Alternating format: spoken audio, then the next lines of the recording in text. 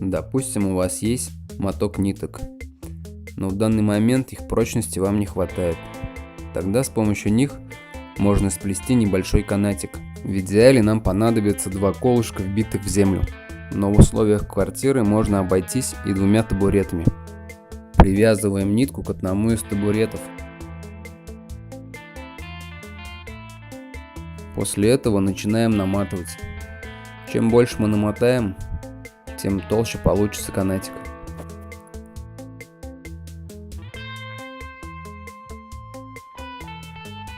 Закончив наматывать, фиксируем нитку любым удобным способом. Потом берем ручку, перекидываем на нее нитки и начинаем вращение. Вращать можно в любую сторону. Вращать нужно до тех пор, пока не получится плотная скрутка. Чем плотнее, тем лучше.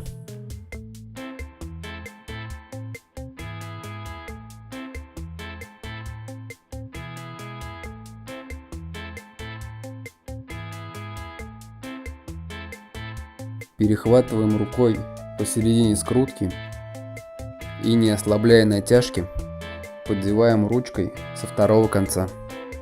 При использовании колышек ситуация намного упрощается, так как их можно просто вытащить из земли. Дальше нам понадобится какой-то предмет, который можно закрепить на скрутку. Для этого я решил использовать вот такой графин. Вешаем на скрутку и отпускаем. Натяжение нити само задаст нужное вращение.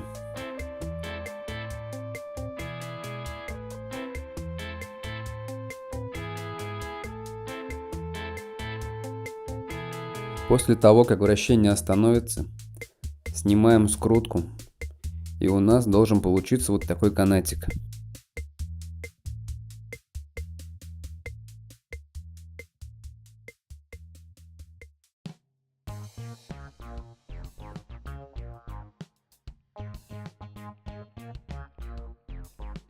А вот его уже так просто порвать не получится.